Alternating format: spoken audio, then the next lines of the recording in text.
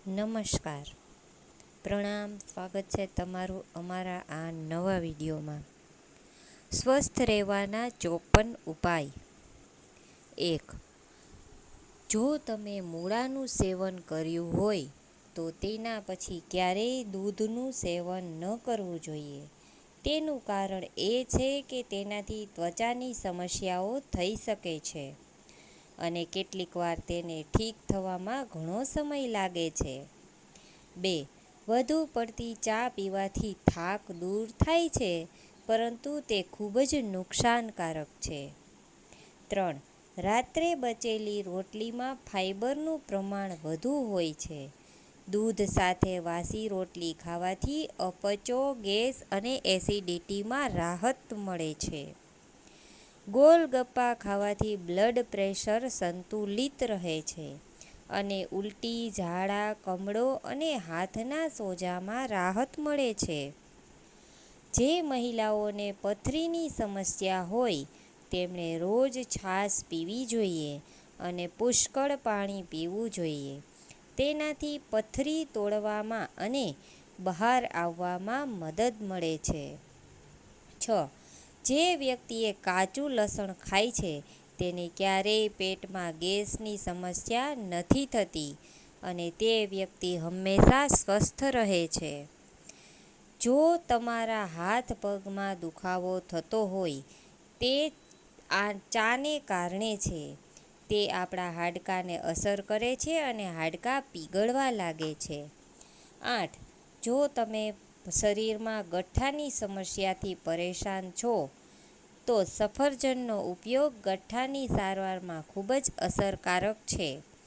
પાકેલા સફરજનને પીસીને તેને ગઠ્ઠા પર બાંધવાથી ગઠ્ઠો ફાટી જાય છે અને ધીમે ધીમે મૂળમાંથી દૂર થાય છે. 9. જીરું અને સેલરી ઉમેરી બનાવેલી ચા વજન ઘટાડવા માટે ખૂબ જ ફાયદાકારક સાબિત થાય છે. 10. વધુ પડતા મીઠાનું સેવન આંખો માટે હાનિકારક છે, તેથી ભોજનમાં મીઠાનો ઉપયોગ ઓછો કરો. 11. લસણ તમને ગેસની સમસ્યાથી ઝડપથી રાહત મેળવવામાં પણ મદદ કરી શકે છે. આ માટે તમારે લસણને સૂકવીને કાળા મરી સાથે પીસી લેવું. પાવડર સ્વરૂપમાં ગેસ ફસાઈ જવાના કિસ્સામાં તેનો ઉપયોગ કરવાનો છે. તરબૂચનું સેવન કરવાથી કિડનીની પથરીની બીમારી થતી નથી. જો તમે હાઈ કોલેસ્ટ્રોલની સમસ્યાથી પરેશાન છો તો તમે ચણા કે ચણાનું સેવન કરી શકો છો. તમને 100% લાભ થશે. જે લોકો બીટરૂટના જ્યુસનું સેવન કરે છે તેમને પેટ ખરાબ નથી થતું. જો તમે તમારા હાથના સોજાથી પરેશાન છો તો તમે સરસવના તેલથી પણ માલિશ કરી શકો છો. જો આ માટે સરસવના તેલમાં લસણની લવિંગ મિક્સ કરીને તેને પકાવો અને પછી તેનાથી માલિશ કરો. જો તમે એનિમિયાથી પીડિત છો તો તમારે ગોળનું સેવન કરવું જોઈએ. દિવસ દરમિયાન જ્યારે પણ તમે ભોજન કરો અથવા લંચ કે ડિનર કરો ત્યારે ભોજન સાથે પાણી બિલકુલ ન પીવો. જો તમારે પાણી પીવું જ હોય તો માત્ર 1 કે 2 ચૂસકી પાણી પીવો. જે લોકો પેટ પર સૂઈ જાય છે તેમને હાર્ટ એટેકનો ખતરો હોઈ શકે છે.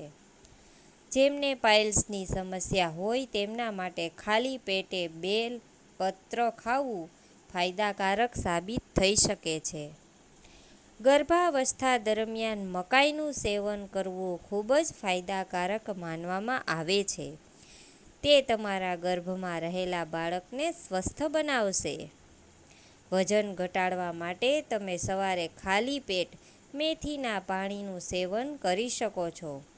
આ વજન ઘટાડવામાં મદદ કરી શકે છે.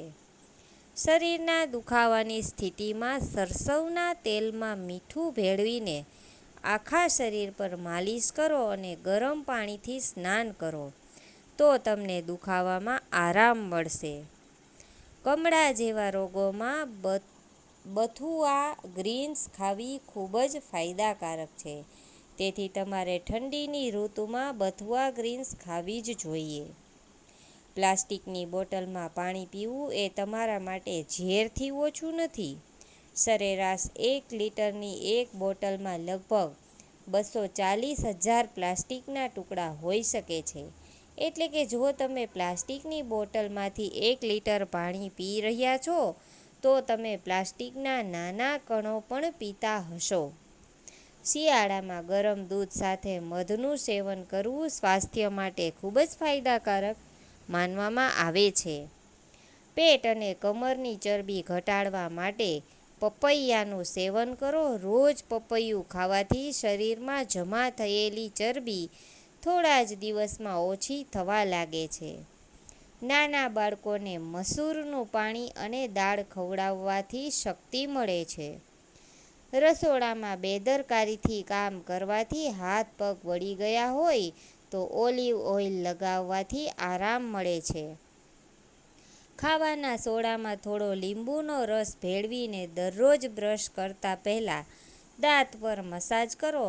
આનાથી દાંત પર જમા થયેલું પીળું પડ ધીમે ધીમે સંપૂર્ણપણે સાફ થઈ જશે. દૂધ ગરમ કરી તેમાં 1 ચમચી હળદર નાખીને પીવું. રાત્રે સૂતા પહેલાં તેનું સેવન કરવું સૌથી વધુ ફાયદાકારક છે. તમે ઈચ્છો તો દૂધમાં ગોળ કે ખાંડ પણ ઉમેરી શકો છો.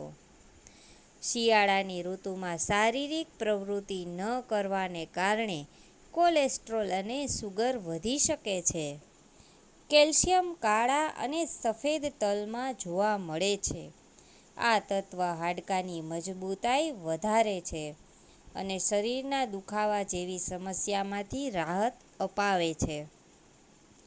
શિયાળામાં ઘણા લોકોને નબળા હાડકાં અને શરીરના જુદા જુદા ભાગોમાં દુખાવો થવા લાગે છે. તેનું કારણ વિટામિન ડીની ઉણપ હોઈ શકે છે. કમરની ચરબી ઘટાડવા સેલેરીનું પાણી ખૂબ જ ફાયદાકારક સાબિત થયું છે. 1 ગ્લાસ પાણીમાં 1 ચમચી સેલરી ઉકાળો, તેને ગાળી ઠંડુ કરો અને દરરોજ સૂતા પહેલાં પીવો. વાળની લંબાઈ વધારવા માટે નાળિયેરના તેલમાં આમળાનો પાવડર ભેળવીને વાળના મૂળમાં માલિશ કરવાથી વાળની લંબાઈ 2 ગણી વધે છે. જો તમારું બાળક પથારીમાં પેશાબ કરે છે તો તેને સૂતા પહેલાં થોડા દિવસો માટે 1 ગ્રામ સેલરી ખવડાવો. ડુંગળી અને ગોળનું સેવન કરવાથી ઊંચાઈ ઝડપથી વધે છે. સોજાવાળી જગ્યા પર સોપારીના પાનને ઘસવાથી સોજો જલ્દી મટે છે. જે લોકો મૂળા અને ગાજરનું સેવન કરે છે તેમને માનસિક અસ્વસ્થતા થતી નથી. જે લોકોમાં આયર્નની ઉણપ હોય તેઓ તવાને ગરમ કરી તેમાં પાણી નાખીને પીવાથી આયર્નની ઉણપ દૂર થશે. શિયાળામાં તમારા શરીરને ગરમ રાખવા માટે તમે ગોળનું સેવન કરી શકો છો. જો તમારું ગળું દુખતું હોય તો તપેલીમાં પાણી નાખી તેમાં થોડું મીઠું નાખી ગરમ કરીને પી લો. જો તમારા વાળ બહુ તેલી હોય તો મહેંદીમાં મુલતાની માટી મિક્સ કરીને 3-4 કલાક લગાવો. તેનાથી તમારા તેલી વાળની સમસ્યા તરત જ દૂર થશે. મખાનામાં ચરબી જોવા મળે છે જે વજન વધારવામાં મદદ કરે છે, પરંતુ જ્યારે તેનું યોગ્ય રીતે સેવન કરો ત્યારે જ. વજન વધારવા માટે તમે મખાનાને દૂધમાં રાંધીને અથવા તો તેમાંથી ખીર બનાવીને ખાઈ શકો છો. રોજ ગુલાબજામુન ખાવાથી આંખોમાં બળતરા અને પીળા પાણીની સમસ્યા દૂર થાય છે. સવારે ખાલી પેટ લીંબુ સાથે નવશેકું પાણી પીવાથી પેટની ચરબી ઓછી થાય છે. બ્લડ પ્રેશરના દર્દીઓએ ડાલડા અને તેલનો ઉપયોગ ન કરવો જોઈએ. તેમણે હંમેશા દેશી ઘીનું સેવન કરવું જોઈએ. જો તમે તરબૂચના બીજને દૂધમાં પીસીને પીશો તો તમારું શરીર મજબૂત રહે છે. જે લોકો વિટામિન સીની ઉણપ હોય તેઓએ ગૂસબેરીનું જામનું સેવન કરવું જોઈએ. તે ખૂબ જ ફાયદાકારક છે. સેલરીને પીસીને તેને ડુંગળીના રસમાં ભેળવીને શરીર પર ઘસવાથી શરદીને કારણે થતો પરસેવો મટે છે. તેનાથી શરીરમાં સતર્કતા આવે છે અને શરદીથી રાહત મળે છે. કેરમ બીજ સવાર સાંજ લેવાથી પણ આરામ મળે છે. લાંબા સમય સુધી કોમ્પ્યુટર પર સતત બેસી રહેવું કે પુસ્તક વાંચવું એ પણ આંખો માટે નુકસાનકારક હોઈ શકે છે. તેથી સમયાંતરે આંખોને આરામ આપવો જોઈએ. બાળકોના આહારમાં ગોળ અને ચણાનો સમાવેશ કરો.